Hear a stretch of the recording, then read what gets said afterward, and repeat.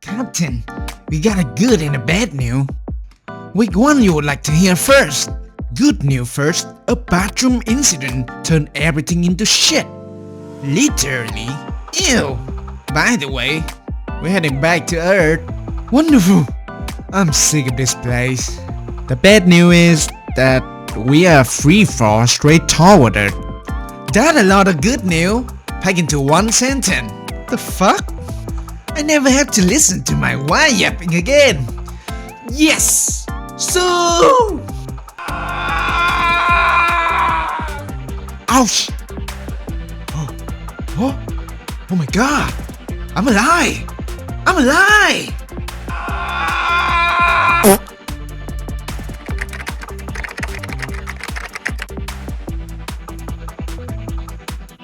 April 22nd, 1967. 6-7.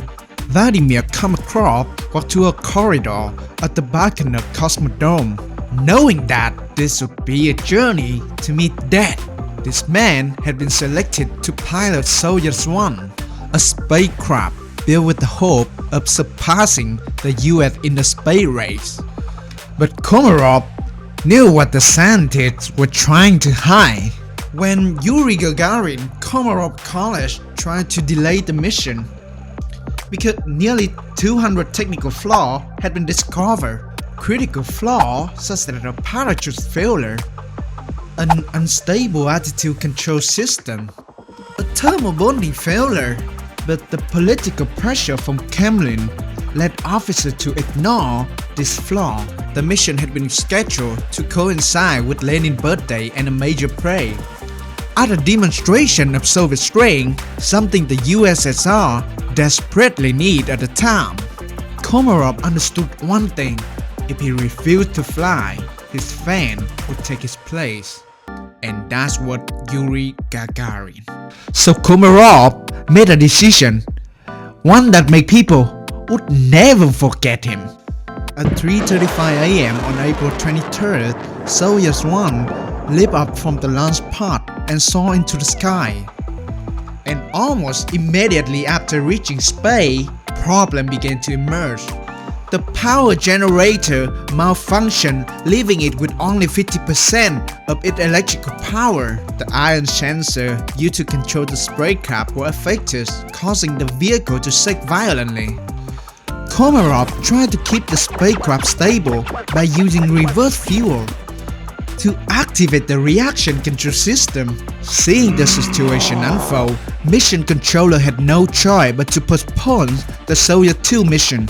After a struggle to keep the spacecraft stable, Komarov was ordered to return to Soviet soil. Komarov began to piloting the spacecraft back to Earth. At first, everything seemed normal, but when the spacecraft was about 7 kilometers above the Earth, Komarov discovered that the parachute's deployment system had failed. With no parachute to slow it down, the spacecraft plunged toward Earth at insane speed. Komarov tried to deploy the backup parachute, but it became tangled with the main chute. Ground control received a furious word from Komarov. He accused them of being murderer and fool. Komarov finally wished word for his body to be displayed as a reminder of the consequence of incompetence. Meanwhile, the spacecraft was hurtling toward Earth at nearly 400 km per hour while enduring temperature of thousands of degrees. At 7:24 AM, the spacecraft slammed into ground near Orenburg. A massive explosion erupted, sending debris flying in every direction. Komarov remains were burned beyond recognition and felt to be wrecked. The consequence of the disaster forced Soviet leaders to review and improve the safety procedure for future space missions. But it seemed that still wasn't enough for what happened next. This event took place 4 years after the Soyuz 1 disaster. On June 6, 1971, A team of Soviet cosmonauts, including Georgy Drubovsky, Vladislav Voskov, Viktor Pasayev, boarded Soyuz 11 and were launched into space. Their mission was to dock with the Salyut 1, the first space station in human history. All three men were highly experienced pilots, as Drubovsky acting as the crew captain, Volkov as the flight engineer, and Viktor Pasayev served as a research engineer. The mission was to spend 3 weeks aboard the space station, conducting scientific research to prove that humans could live in space for periods of time. The flight got off to a smooth start, and about 24 hours later, it successfully docked at the space station. Over the next 22 days, the crew conducting astronomical research and photographed the Earth and monitored the crew biometric data. They set a new endurance record in space and demonstrated that humans could live in space. On June 29, 1971, the crew was ordered to return to Earth after completing their mission. Everything went smoothly from the moment they undocked from the space station to the deployment of the parachutes during re-entry. The spacecraft landed successfully at the landing site in Kazakhstan in 2:17 a.m. on June 30. As the recovery team moved in to extract the crew, they were shocked by what they found. All three crew members were dead. The autopsy revealed no sign of physical trauma, yet the faces of them have turned a deep blue. The final conclusion was that the crew had suffocated after pressure valve malfunction, causing the cabin air pressure to escape into space. This valve was designed to equalize the cabin pressure with the outside atmosphere called the cabin line. But it opened while the spacecraft was still about 168 km above the Earth. The sudden lot of pressure caused all the crew to suffocate within just 160 seconds. The cause was traced back to the spacecraft separation when a violent shock apparently caused the valve to malfunction. This disaster led to a rule astronauts must wear pressure suits throughout the phases of flight. On the morning of January 28, 1986, the Challenger sat on the launch pad at Kennedy Space Center preparing for its 10th mission into space. The crew consisted of 7 people in total. Most of them were experienced scientists and astronauts. The only exception was Krista McAuliffe, a high school teacher from New Hampshire.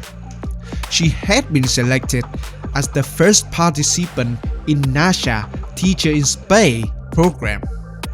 The launch pad had been delayed several times due to weather conditions and technical issues. In doing so, it created pressure from both the government and the media at the time. On the night before launch, a team of engineers discovered a critical flaw. It was the night temperature, which had dropped below -7.8 Celsius. Such extreme cold could seriously affect the O-ring seal used to seal the launch system. Engineers warned that this could allow hot gas to leak out. A highly tense meeting was held afterward to discuss another possible launch delays. Ultimately, the issue was dismissed by NASA and the launch was cleared to be proceed immediately. At 11:38 a.m., hundreds of people witnessed the historic launch. At first, everything appeared to be going normally as the shuttle climbed into sky. However, about 59 seconds into flight, a camera captured a small flame emerging from the rear of the spacecraft. At that moment, the concern about the O-ring were proven correct. As a result, it allowed superheat gases reaching up to 2,760 Celsius to escape. It began damaging the shuttle's external fuel tank. At 72 seconds the shuttle was traveling at Mach 1.92 at an altitude of 14.6 km. The external fuel tank exploded after releasing thousands of gallons of liquid hydrogen and oxygen. However, the massive explosion did not kill the crew instantly. The reason was that the crew cabin was designed to withstand the stress of the launch and the re-entry. Immediately after, the crew cabin fell freely and crashed into Atlantic Ocean. It fell freely for about 2 minutes and 48 seconds, reaching a speed of 322 km per hour before crashing into ocean about 29 km from the nearest coastline. The impact was so severe that no one could have survived. This led NASA to suspend flight for 32 months, and a government-level investigation was launched. The O-ring shell were redesigned to prevent a similar failure from ever happening again. On January 16, 2003, the Columbia launched from Kennedy Space Center. A 7-member crew was assigned to a 16-day scientific research mission.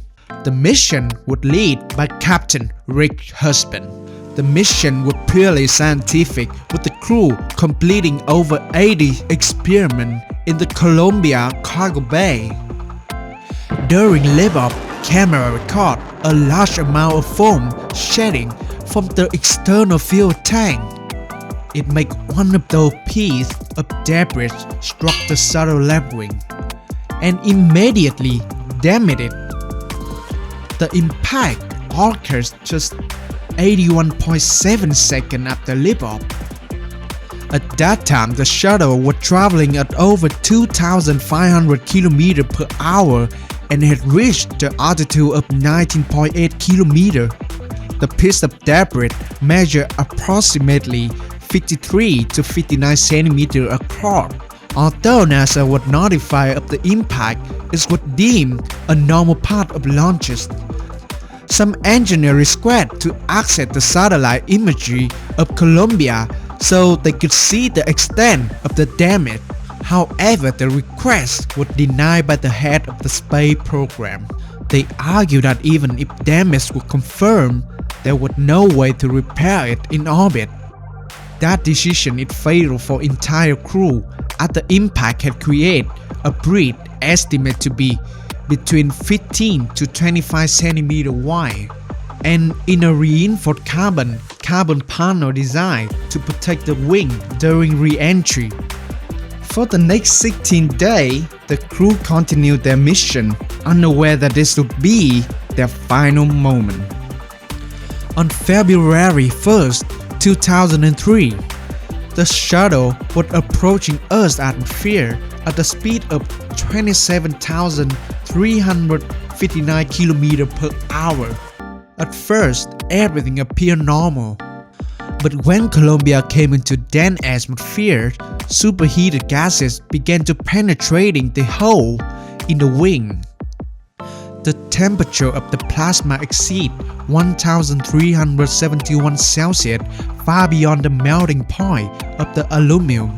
The wing began to suffer structural damage and multiple system failure. At 8:59 a.m. over Texas, disaster struck. The shuttle left wing failed and the shuttle exploded under the immense aerodynamic force. Tragically, none of the crew members survived. In the aftermath, NASA implemented much stricter inspection protocol. Another key factor was the skill of being able to repair damage while still in space.